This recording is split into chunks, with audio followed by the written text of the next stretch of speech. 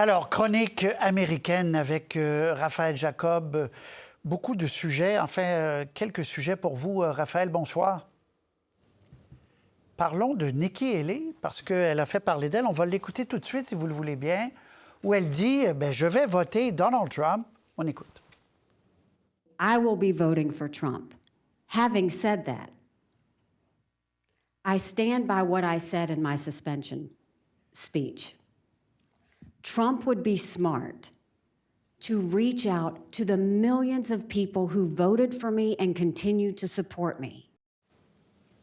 Que Trump ouvre son cœur à ceux qui ne l'aiment pas beaucoup dans le parti et elle représente ceux qui ne l'aimaient pas beaucoup dans le parti.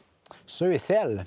Le féminin est important ici parce que Mme Haley représente disproportionnellement, précisément, la faction du Parti républicain avec laquelle M. Trump a le plus de difficultés pour un républicain depuis le début de sa présidence, de son premier mandat en 2016-2017. Et de qui on parle? Et là, je tire à très gros traits simplistes, évidemment, les fameuses femmes plus scolarisées, mieux nanties qui vivent dans les banlieues. Donc oui, d'un point de vue d'analyse, elle a absolument raison. M. Trump serait bien servi de tenter de rebâtir les ponts avec ses électeurs et surtout, encore une fois, ces électrices-là. Le simple constat, c'est qu'il l'a fait pratiquement pas, pour pas dire pas du tout. La seule réelle branche qu'il a tendue, c'est venu dans les 24 dernières heures suite à la sortie justement de Mme Haley qu'on vient d'entendre, lorsqu'il est allé suggérer qu'elle aurait potentiellement un rôle dans une future administration Trump, un petit peu comme elle en avait eu un, évidemment, dans la première comme ambassadrice à l'ONU. Mais au-delà de ça, il y a très, très peu qui a été fait concrètement par l'équipe Trump et par le candidat lui-même pour rebâtir ces ponts-là. Et un point également sur le clan Biden, parce que ces électeurs et ces électrices-là, encore une fois, pourrait potentiellement faire la différence dans un scrutin qui est très serré.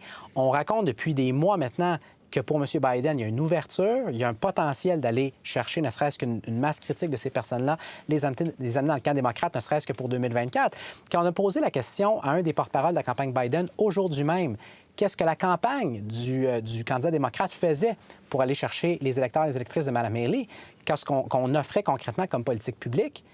Il n'y avait rien, essentiellement. Ce qu'on disait, c'est, bien, écoutez, Mme Haley s'est prononcée contre Donald Trump. Elle l'a toujours reconnu comme une menace à la démocratie. C'est ce que dit également M. Biden. Fin de l'histoire. Donc, de part et d'autre, on laisse de côté ce qui pourrait être une belle opportunité d'aller chercher des millions, ou tout au moins des dizaines de milliers de votes potentiellement. Est-ce que le fait qu'elle le dise très publiquement, qu'elle va voter Donald Trump, est-ce que ça peut indiquer que lui changerait d'idée et il pourrait la nommer comme colistière ou ça a été exclu, ça? Ça a déjà été exclu par Trump. C'est sûr et certain que dès qu'on parle de la fameuse sélection vice-présidentielle, et c'est particulièrement vrai dans le cas de M. Trump, parce que non seulement c'est toujours la décision d'un homme, mais là, dans ce cas-ci, d'un homme qui, on le sait, hautement impulsif et imprévisible, c'est extrêmement hasardeux d'y aller de prédiction. Sauf qu'en même temps, dans ce cas-ci, ça serait très surprenant. J'imagine pas impossible, encore une fois, mais extrêmement surprenant qu'il rebrousse chemin et la nomme, ne serait-ce que parce qu'il risquerait de paraître, ne serait-ce que dans ses propres yeux, comme étant faible. Donc,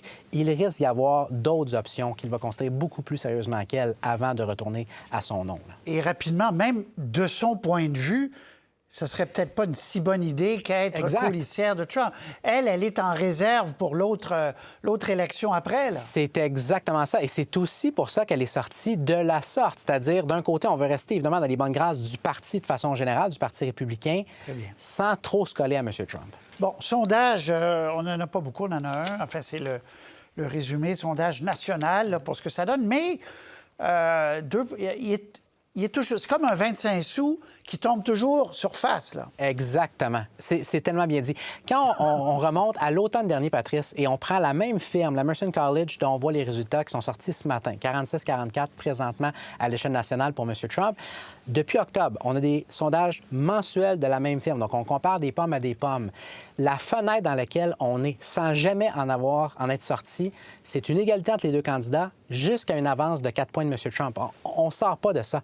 Donc, effectivement, on a beau sonder des dizaines de fois depuis des mois et des mois et des mois, le portrait ne change pas ou pratiquement pas. Et ça, peu importe tous les bouleversements qu'on a eu sur la scène politique, pensez au campus américain, pensez évidemment à ce qui se passe avec le procès criminel de M. Trump, pensez à toute la liste qu'on a depuis l'automne dernier. Concrètement, au niveau de l'opinion publique, des intentions de vote, ça semble avoir des impacts qui sont pratiquement nul. Et dans les États clés là, qu'on connaît quand même assez bien et qu'on va reconnaître assez bien au cours des prochains mois, là, dans les Grands Lacs, en Géorgie, tout ça, ça ne bouge pas non plus en faveur de Biden. Là. C'est exactement la même chose. C'est-à-dire qu'il y a eu un mouvement extrêmement modeste envers M. Biden il y a de cela à peu près 2 mois. Là, encore une fois, je simplifie très grossièrement, mais c'était tellement modeste, tellement marginal, et ça a été assez vite effacé. Donc, on se parle présentement et on est dans le même scénario dans lequel on était au début de l'année, c'est-à-dire un scénario dans lequel M. Trump est dans une position favorable. Il n'y a absolument rien qui l'assure de la victoire, mais favorable au collège électoral.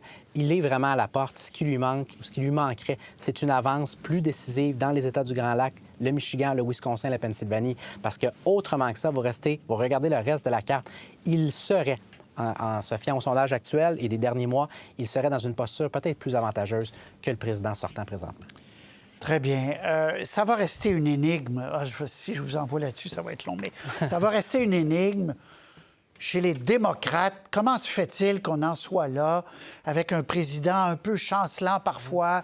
Là, il y a le premier débat au mois de juin, on verra, mais comment se fait-il qu'on n'a pas pu, aux États-Unis, trouver un candidat ou une candidate démocrate qui aurait été plus vivifiante? Vous êtes sûr que vous voulez me lancer là-dessus, Patrice? Non, mais c'est quand même une question inlassablement qu'on se pose. Très franchement, depuis les derniers mois, justement, il n'y a aucune question que je me fais personnellement poser davantage par les gens que celle que vous venez de poser. En fait, de façon plus large, pourquoi est-ce qu'on est encore pris, entre guillemets, avec un duel Trump contre Biden? Non seulement c'est la question que je reçois personnellement la plus souvent, c'est la question que la majorité des Américains et Américaines se posent également.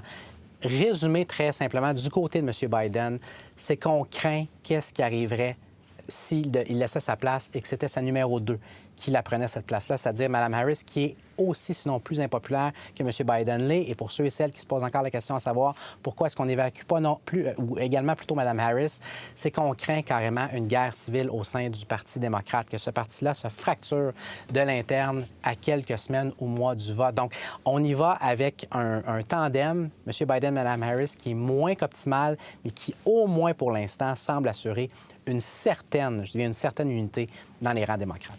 C'est vraiment comme si, des deux côtés, quand les portes sont fermées, les stratèges des deux côtés se disent « la prochaine, on la laisse passer. Il va y avoir une 4 ans de folie. On laisse passer ça, on n'a plus le choix. Il va y avoir des montagnes russes. Puis après, on va revenir à un processus électoral plus normal. » Et à moins d'une énorme surprise, 2028 sera effectivement sans doute foncièrement différent de 2024. Bon. Un mot sur la Cour suprême. On va voir la photo de Samuel Alito sur le terrain de sa maison secondaire où le drapeau est inversé. Bon, ça, c'est un autre, un appeal to heaven, un autre symbole religieux. Mais non, c'est pas celui-là. C'est le drapeau américain inversé. C'est pas celui-là. Mais expliquez-moi la controverse. Oui, très rapidement, parce que je suis d'accord avec vous, Patrice, le symbole peut-être plus dérangeant d'un point de vue politique, c'est le premier drapeau à sa résidence principale où on aurait vu un drapeau américain inversé. Bon, pourquoi est-ce que c'est controversé, en plus, évidemment, du symbole de base du drapeau inversé en tant que tel? C'est que ça a été associé à certains des insurgés qui étaient présents au Capitole le 6 janvier 2021. Donc là, la question se pose à savoir, est-ce que c'est lui, est-ce que c'est son épouse, est-ce que c'est quelqu'un d'autre qui a mis ça là? Pourquoi est-ce qu'il soutenait implicitement, explicitement ce qui s'est passé au Capitole cette journée-là? Dans tous les cas, Patrice, il y a 2 choses, je pense, de façon nuancée qui doivent être dites. La première, c'est qu'on a beau être horripilé, scandalisé, qu'il soit responsable personnellement d'avoir pris la décision de mettre ce drapeau-là de cette façon-là. La simple réalité, c'est qu'il n'est plus imputable. Et je comprends que c'est très surréel à dire pour quelqu'un qui a une position de cette ampleur-là, de cette importance-là, mais il n'est plus imputable auprès du public américain à partir du moment où il est nommé à vie, ce qui est le cas depuis maintenant un peu plus de 15 ans. Ça, c'est la première chose. La deuxième, c'est que ça va être vraiment intéressant de voir comment la Cour, de façon générale, et le juge en chef, M. Roberts, joue avec la question de toute la pression qui est mise sur la Cour et sur M. Alito de façon plus spécifique pour se récuser lorsqu'il va y avoir des causes qui impliquent M. Trump. Donc, c'est quand même à surveiller. Très bien. Alors, Raphaël, on va se reparler, bien sûr, vendredi prochain, Chronique américaine, qu'on va accélérer à l'automne. On va annoncer tout ça aux gens en temps et lieu. Merci. Bonne fin de semaine. Pareillement. Au revoir.